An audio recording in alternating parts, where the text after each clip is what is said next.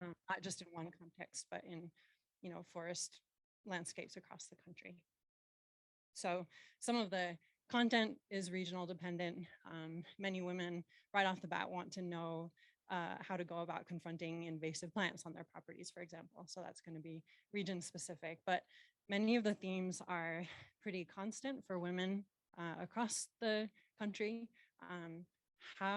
Where do you start if you have never managed forest land before? How do you identify a forester to work with? How do you build some basic chainsaw skills? If you're thinking about so much of what we heard about this morning was sort of the longevity of thinking about land stewardship. So if you're thinking about what's going to happen to your forest land after your lifetime, how do you go about planning that? So in New Mexico, and I'll speak a little bit more about what the program looks like in the state, but sort of on the national scale, I get to work with this network of professionals. We hold regular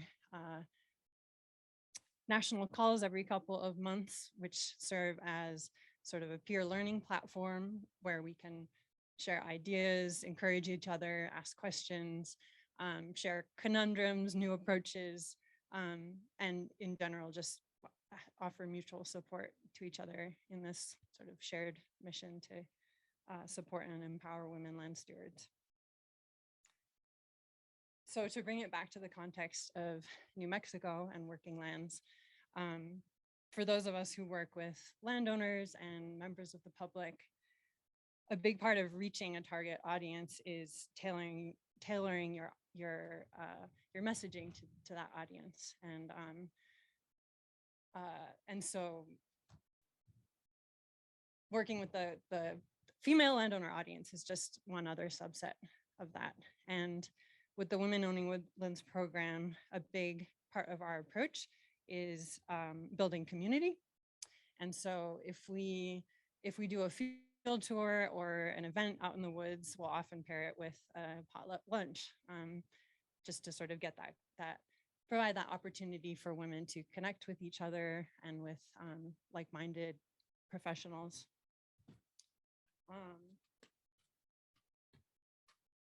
One group recently put on a wetland ecology and aquatic invasive workshop. And this was in August 2020 when their ability to gather as a group was contingent on social distancing. So they paddled out to the middle of a lake in kayaks, and that's where the workshop took place. So I love that example. So what we've found again and again is that with this program is that there's a particular kind of magic that happens when you gather a group of women together to learn and share knowledge about forestry.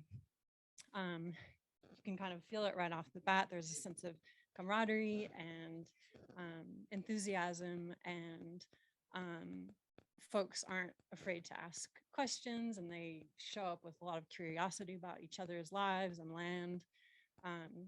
And I would also say that this fact is not lost on the men who are involved in the programs that we've done. We've had husbands who come along to workshops with their wives and come away really amazed by the shared dynamic and learning space.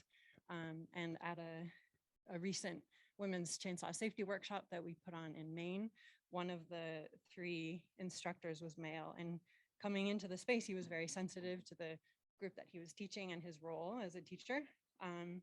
And I got to talk to him afterwards, and he was just head over heels about the dynamic. He'd had so much fun teaching the group, and was so impressed by the engagement and questions. So here in New Mexico, because I'm on the ground here, I get to also be involved with the local group here. And thanks. We're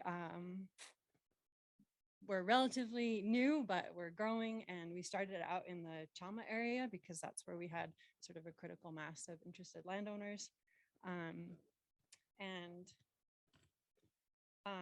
we began with a series of field trips to different landowners' properties to learn about what they're doing with their land management, paired it with potlucks, and in some cases had a local forester come to speak about management plans, how to get started, timber harvests, and those sorts of themes. A handful of the women in the group had been expressing interest in getting together to practice using chainsaws together. And so one of the leaders in our group last fall organized a project where the group got together to cut and do some wood processing together with the objective of providing that wood to seniors in the community who were in need of firewood for the winter.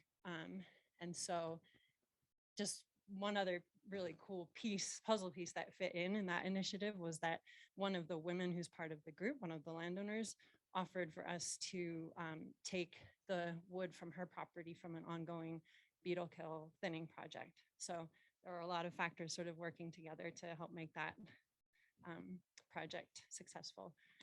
And so we're taking that sort of initiative a step further this coming weekend and putting on a 2-day, on Saturday and Sunday this week, putting on a 2-day women's chainsaw safety fundamentals workshop up in Chama. And we tried to do it in September and the timing wasn't right. I think COVID numbers were going up again and it was the end of the growing season and people were busy. And I'm so glad we waited because now we have participants from I think as far away as Acoma Pueblo Forestry Department. We have a couple of women coming and it's just a much broader geography, which feels really good. So for the chainsaw workshop, we first looked locally for an instructor that could put it on. And we ended up deciding to fly in an instructor from Maine who has been putting on women's chainsaw safety workshops in New England for many years. And she's very passionate about empowering women to use chainsaws and to feel confident and to have that tool available. So she's coming in, she's arriving in Santa Fe today, and we have a full class, which is exciting. But we did want to keep an eye on building capacity in state so that we could do this sort of thing again in the future. And so we've gathered a cohort of co-instructors and facilitators. One is another Forest Stewards Guild staff member, another is a local woman who's actually evacuated now from the Los Alamos fire, but she has a background in wildland fire. And then we have a local arborist in Santa Fe who will also be part of that. So the idea there is to build that capacity so that we can put this sort of workshop on in the future.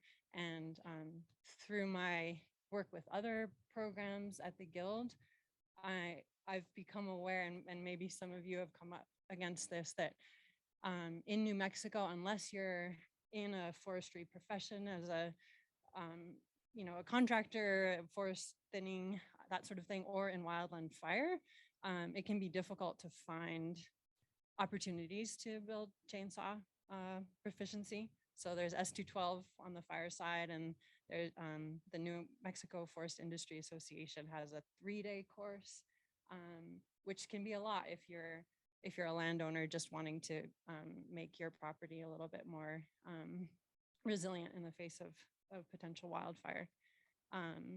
So that's mostly what I wanted to share. Just this push to make, especially with fire season beginning so early this year, I think we're all really feeling that.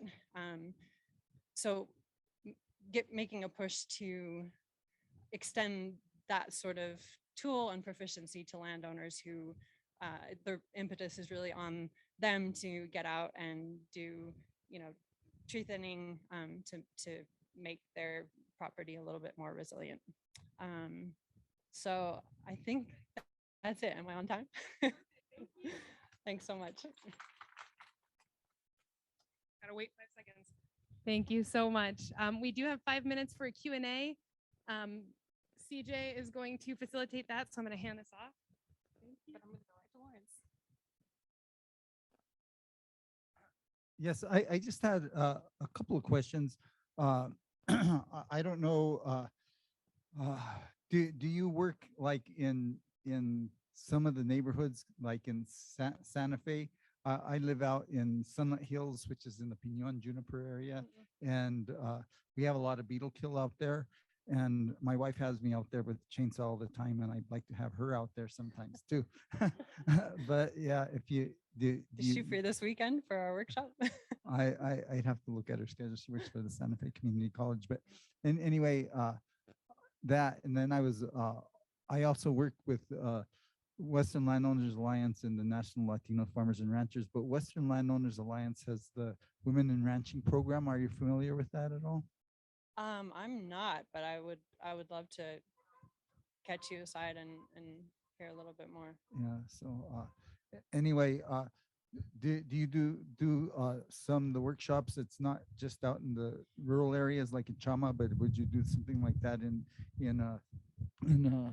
basically in a neighborhood like in Santa Fe?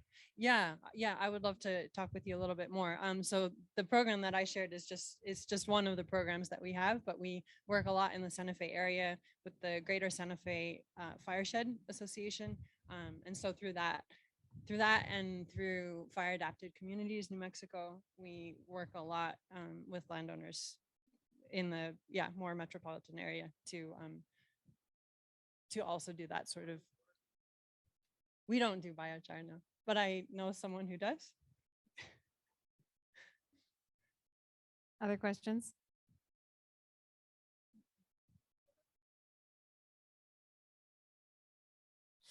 Ooh. I think a lot of it is sort of dictated by the interests in the local group. And to be honest, I think chainsaws keep coming back as sort of a stepping stone to engage people in maybe next they want to hear about management plans. But often that's sort of the hook to get people engaged and excited and feeling like they can tackle it. So yeah.